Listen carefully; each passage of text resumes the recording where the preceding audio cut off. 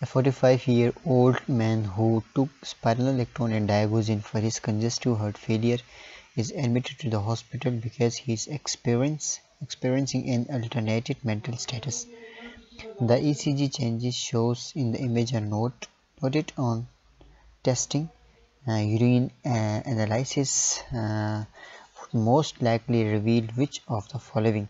So they said that the patient is suffering from congestive heart failure and he is taking medication, that is spironolactone is a potassium sparing drug, and digoxin is a medication which is used to increase the contractility of the heart in case of congestive heart failure in order to enhance the cardiac output. So there is a side effect of spironolactone.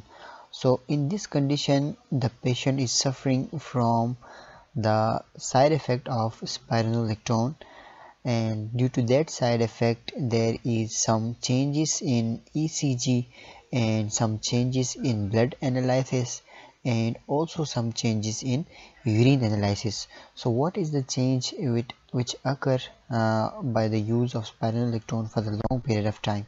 So spironolactone is a potassium sparing medication that inhibit the absorption of the sodium from distal convoluted tubule or the collecting duct. Okay,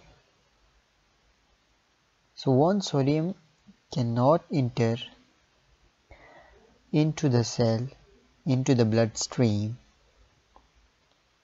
okay, the potassium will retain into the blood circulation. Because normally when some person use medication like diuretics, loop diuretics or other diuretics, then what happens, the sodium concentration increases into the urine and this sodium concentration is absorbed back into the blood and potassium is entered into the urine. This is the normal condition. Okay, when we use medication like spironolactone which act as an aldosterone inhibitor and aldosterone receptor antagonist, okay, so then in that condition there will be no uptake of the sodium, so there will be no entry of potassium into the urine.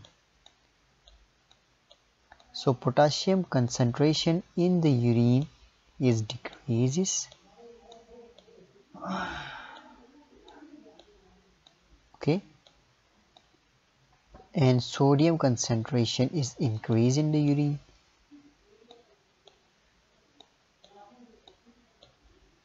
This is the urine analysis. If we take a urine sample and see, then we can find that potassium is decreased in the urine and sodium is increases.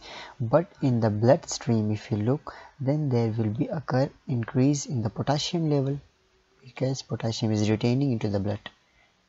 It's not appearing in urine, and there will be decrease in sodium concentration into the blood. So hyperkalemia, we can say that hyperkalemia is a side effect of the spironolactone medication. So when there will be hyperkalemia, there will be some abnormalities into the heart.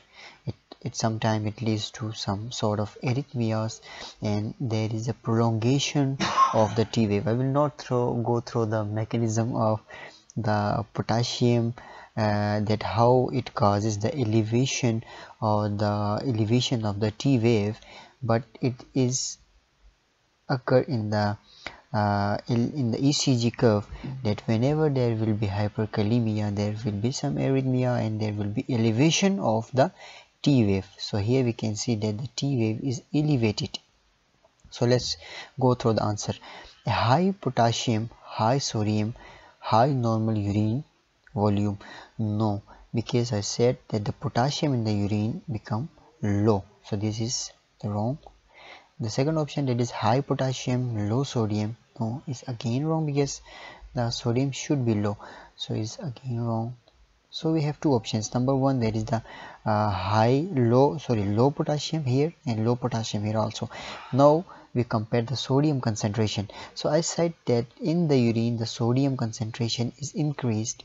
So in both of them there is increase in sodium is present in the option D. So we will choose the option D because low potassium, high sodium, high normal urine volume. Okay, so our best option is the D option.